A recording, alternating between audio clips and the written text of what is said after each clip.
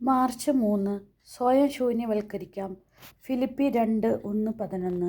ആകയാൽ ക്രിസ്തുവിൽ എന്തെങ്കിലും ആശ്വാസമോ സ്നേഹത്തിൽ നിന്നുള്ള സാന്ത്വനമോ ആത്മാവിലുള്ള കൂട്ടായ്മയോ എന്തെങ്കിലും കാരുണ്യമോ അനുകമ്പയോ ഉണ്ടെങ്കിൽ നിങ്ങൾ ഒരേ കാര്യങ്ങൾ ചിന്തിച്ചുകൊണ്ട് ഒരേ സ്നേഹത്തിൽ വർത്തിച്ച് ഒരേ ആത്മാവും ഒരേ അഭിപ്രായവും ഉള്ളവരായി എൻ്റെ സന്തോഷം പൂർണ്ണമാക്കുവിൻ.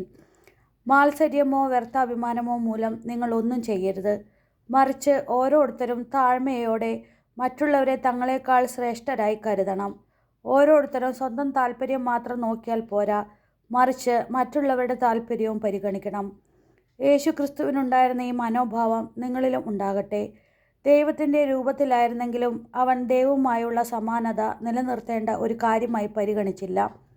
തന്നെ ശൂന്യനാക്കിക്കൊണ്ട് ദാസൻ്റെ രൂപം സ്വീകരിച്ച് മനുഷ്യരുടെ സാദൃശ്യത്തിലായി തീർന്ന് ആകൃതിയിൽ മനുഷ്യനെപ്പോലെ കാണപ്പെട്ടു.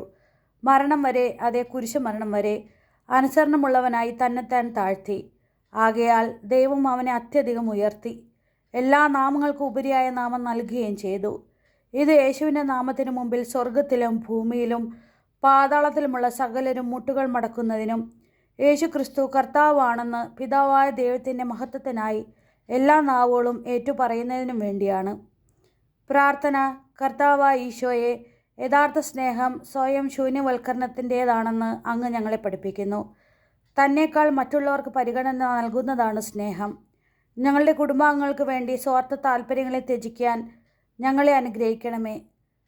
അസ്തിത്വഭയത്തിൽ നിന്ന് ഞങ്ങളെ രക്ഷിക്കണമേ. സഹോദരങ്ങളെ സ്നേഹിക്കാൻ ഞങ്ങളുടെ ഹൃദയത്തിൽ ശൂന്യമായ ഇടമുണ്ടാകട്ടെ.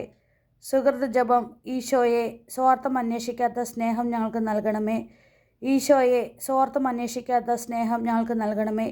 ഈശോയെ, സ്വാർത്ഥം അന്വേഷിക്കാത്ത സ്നേഹം ഞങ്ങൾക്ക് നൽകണമേ. നമ്മുടെ കർത്താവായ മിശിഹായ്ക്ക് സ്തുതി.